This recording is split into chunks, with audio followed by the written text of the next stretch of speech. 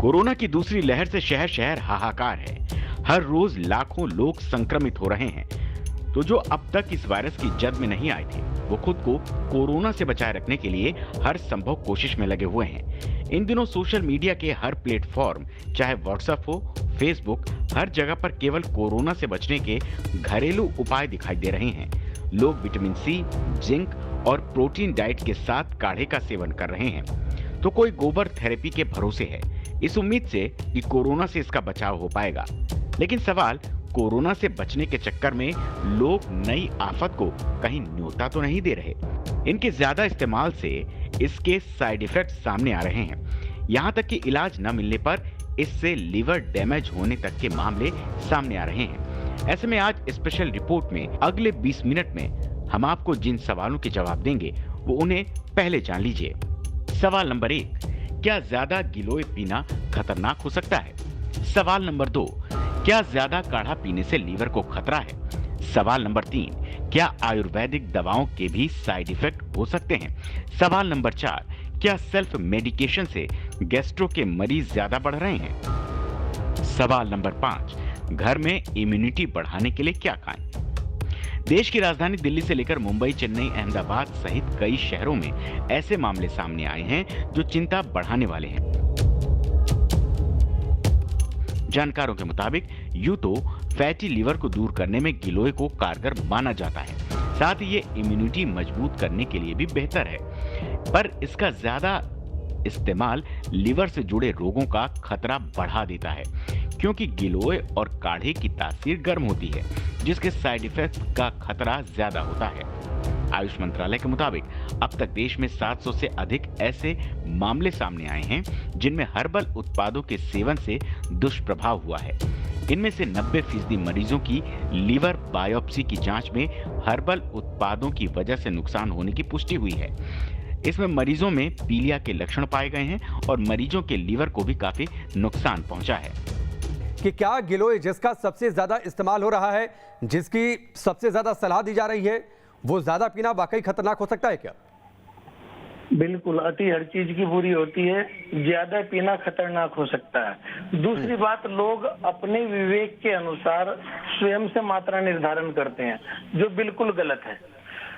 पहले लोगों को देख लेना चाहिए कि आपको कोई लीवर की समस्या तो नहीं है, आपको एसिडिटी की समस्या तो नहीं है। ये सब जानकारी अपने नजदीकी आयुर्वेदिक चिकित्सक को दें और उसकी सलाह से ही गिलो का प्रयोग करें। गिलो बुरी नहीं है, लेकिन अति हर चीज की बुरी है। अति का भला न बोलना, अति का भला न चुप, अति का भला न बरसना और अति की भली न धूप। कहने का मतलब ये है कि अतिशयोक्ति है, हर चीज अति बुरी है। क्वांटिटी अपने आयुर्वेदिक चिकित्सक से मिलकर तय करें। गिलोय का दूसरा नाम आयुर्वेद में अमृता भी है। अमृता वैसे ही इसका नाम नहीं है, लेकिन मैंने भी आपको बताया है कि पहले ये देख ले कि आपको पहले से कोई लीवर की समस्या तो नहीं है, आपका लीवर ज्यादा फैटी तो नहीं है, आपको एसिडिटी की समस्या तो नहीं है, आपको पेशाब संबंधी कोई समस्या तो नहीं है। अगर इस तरह की समस्या नहीं है तो 3 से 5 ग्राम तक गिलोय को कूट कर उसका काढ़ा बनाकर दिन में 2 बार लिया जा सकता है। जानकार कहते हैं कि संक्रमण से बचने के लिए इम्यूनिटी बढ़ाना जरूरी है, लेकिन बगैर डॉक्टरों की सलाह के घर बैठे सोशल मीडिया या करीबियों के कहने से हर्बल उत्पादों पर भरोसा करना गलत है, क्योंकि ज्यादातर मरीज व्हाट्सएप, सोशल मीडिया या फिर रिश्तेदारों के कहने से काढ़े और गिलोय का इस्तेमाल शुरू कर देते हैं। कोई अपने हिसाब से काढ़ा बनाकर पी रहा है, गिलोय का इस्तेमाल हो रहा है, स्वसारी का इस्तेमाल हो रहा है, तमाम ऐसी चीजें हैं।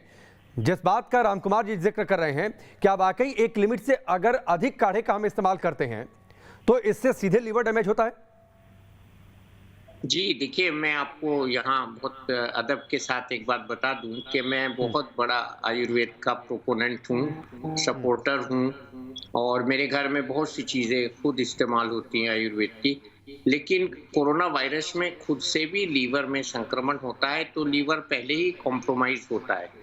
ये तो उन मरीजों की बात है जो सफर कर रहे हैं। जो ज्यादा नुकसान मेरी नॉलेज में लोगों को हुआ है वो दालचीनी से हुआ है और गिलोय के एक्सेस यूज से, और ये ड्रग लेस लीवर फेलियर हुए हैं, जिसको हम ड्रग इंड्यूस्ड लीवर इंजरी कहते हैं, जो कि हमारी ये प्लांट्स हैं और प्लांट्स की वजह से ये लीवर टॉक्सिसिटी हुई है। और ऐसे भी केसेस, यहाँ मैं उन लोगों को भी बता दूं जो ये पैरासीटामोल बहुत ज़्यादा ले रहे हैं, उनको भी बहुत सावधान रहना चाहिए। कोरोना काल में बाजारों में इम्यूनिटी बूस्टर पाउडर बहुत धड़ल्ले से बेचे जा रहे हैं। लोग भी इनका सेवन बहुत तेजी से कर रहे हैं। जाहिर है कि कोरोना से बचने के लिए वो हर मुमकिन कोशिश कर रहे हैं। लेकिन डॉक्टर्स कहते हैं कि अगर इम्यूनिटी बूस्टर पाउडर में एस्टेरॉयड भी मौजूद हैं, तो ये आपको फायदे की जगह नुकसान पहुंचा सकता है। क्या इम्यूनिटी बूस्टर जिनका इस्तेमाल कर रहे हैं, क्योंकि लगातार इसकी चर्चा कर रहे हैं राम कुमार जी, तो क्या इम्यूनिटी बूस्टर दवाओं से ऑटो इम्यून जो डिजीज हैं उनका खतरा बढ़ जाता है क्या? नहीं, ऐसा तो मैं नहीं कहना चाहूँगा। हमको ऑटोइम्यून डिजीज में स्टेरॉइड देने पड़ते हैं एक्चुअली, तो वो भी एक मसला है कि पहले से अगर कोई स्टेरॉइड ले रहा है तो अपने डॉक्टर के मशवरे से जाए। लेकिन ऐसा नहीं है कि ऑटो इम्यून डिजीजेस जो है, जिसे नाम आपने लिया ऑटो इम्यून, उसकी जेनेसिस ही बिल्कुल फर्क है। ऑटो इम्यून डिजीजेस की जेनेसिस फर्क है और उसमें कुछ ऐसी बीमारियां हैं जैसे आर्थराइटिस है ऑटो इम्यून, तो उसमें हम कभी कभी कहते हैं कि आयुर्वेदिक दवा भी ट्राई कर लीजिए, but that is to under medical supervision. कि ये जो साइड इफेक्ट्स हैं ये इन दवाओं के बहुत ज्यादा इस्तेमाल से देखने में आए हैं। ज्यादा स्टीम लेना भी खतरनाक।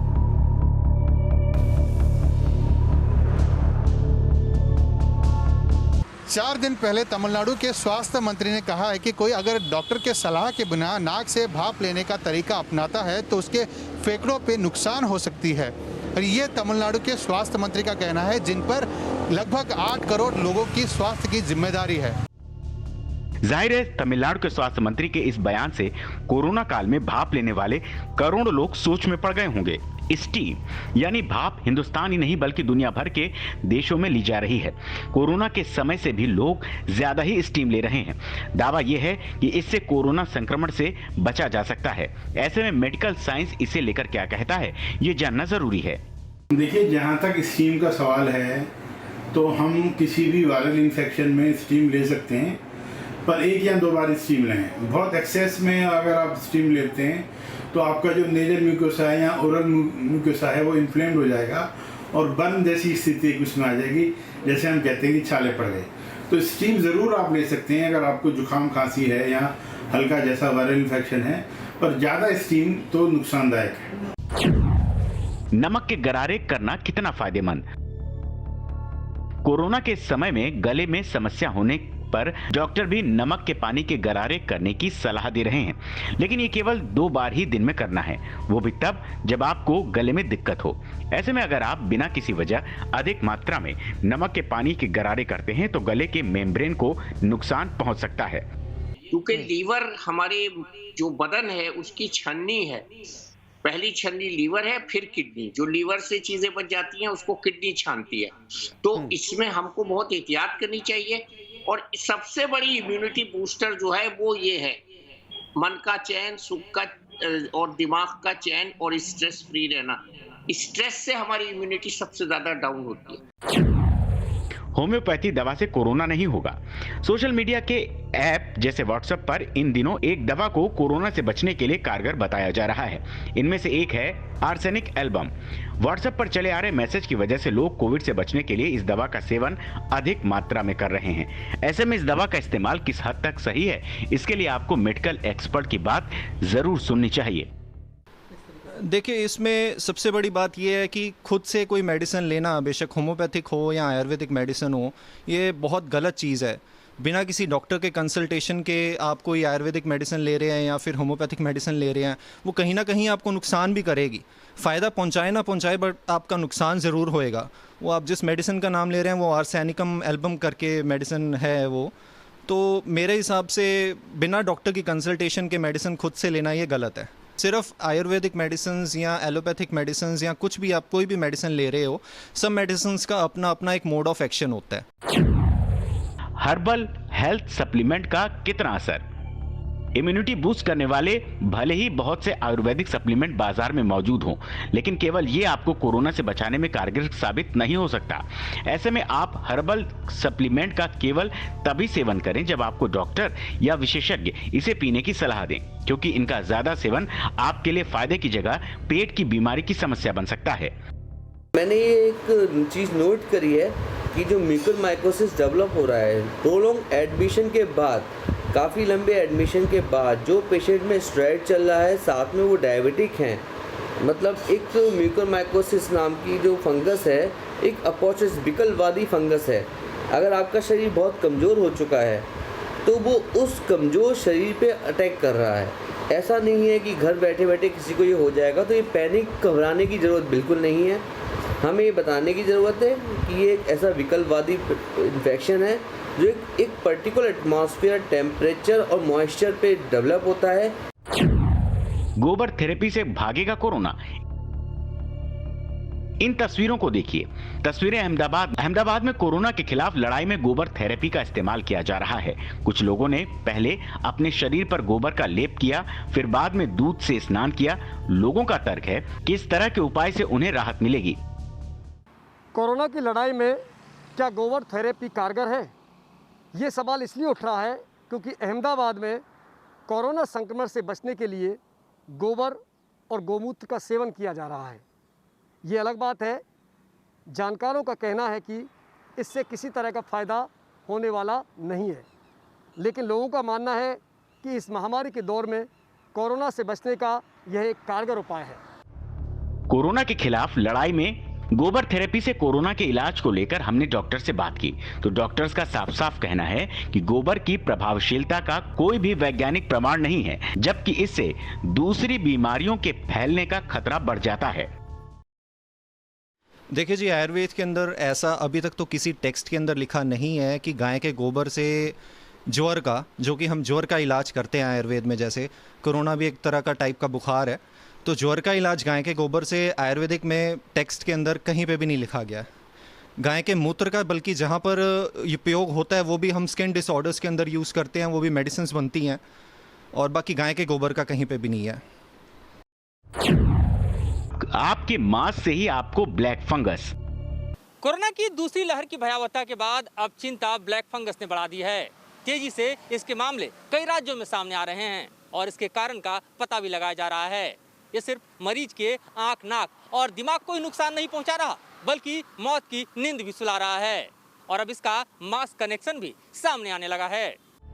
कोरोना के बाद फैल रही ये बीमारी तेजी से लोगों को अपनी चपेट में ले रही है। इसे लेकर शोध किए जा रहे हैं। वहीं हेल्थ एक्सपर्ट भी इसके फैलने की वजहों पर तमाम बातें कह रहे हैं। हाल ही में कोरोना से बचाव के सबसे मजबूत कवच के रूप में देखे जा रहे मास्क को लेकर भी कई रिपोर्ट सामने आई है, जिनमें कहा जा रहा है कि एक ही मास्क को कई कई दिन तक पहनना ठीक नहीं, क्योंकि मास्क साफ सफाई की कमी से ब्लैक फंगस का खतरा बढ़ सकता है। जो इन्फेक्शन इसको रोकेगा सिर्फ N95 मास्क रोकेगा। अगर N95 मास्क पहनते हैं तो वो वायरस को भी रोकता है, कोविड वायरस को भी, और इस स्पोर्स को भी रोकता है जो म्यूकोरमाइकोसिस के हैं। बाकी वो सफाई पे है। अब एक ही मास्क 7 दिन पहनते रहेंगे तो जाहिर इन्फेक्शन तो हो सकता है, लेकिन उसमें हाइजीन का रोल है। ऐसा नहीं कि मास्क पहनने की वजह से हो गया, उन्होंने मास्क की सफाई नहीं की। जिंक विटामिन कितना फायदेमंद? कोरोना की पहली लहर के साथ ही ये कहा जाने लगा कि विटामिन सी, विटामिन डी और जिंक का सेवन करना संक्रमण काल में बेहद जरूरी है। लोग जिंक का बहुत ज्यादा सेवन कर रहे हैं ताकि इम्यूनिटी बूस्ट हो जाए, लेकिन ज्यादा जिंक का सेवन आपकी इम्यूनिटी की क्षमता को प्रभावित भी कर सकता है। इसके अलावा इससे आपकी स्मेल करने की क्षमता भी खो सकती है, जबकि विटामिन डी की वजह से टॉक्सिसिटी की समस्या हो सकती है।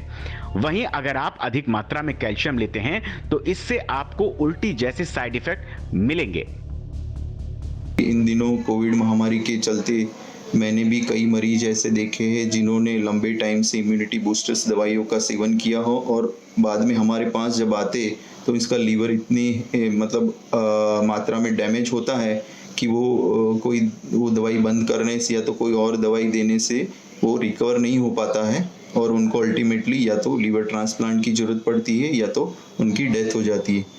तो आज की तारीख में जो कोविड से बचने के लिए या तो कोविड को कम करने के लिए जो साइंटिफिकली प्रूवन चीज़ें हैं वो है मास्क पहनिए, सोशल डिस्टेंसिंग मेंटेन करिए, सामाजिक दूरी का ध्यान रखिए। संस्कृत का एक प्रचलित सूत्र है अति सर्वत्र वर्जेत, जिसका हिंदी में मतलब है कि अति करने से हमेशा बचना चाहिए। अति का परिणाम हमेशा हानिकारक होता है और इसी मंत्र का अगर हम कोरोना संक्रमण काल में पालन करें तो निश्चित ही न हम सेहतमंद रहेंगे बल्कि कोरोना महामारी को भी हरा सकेंगे। Team news nation.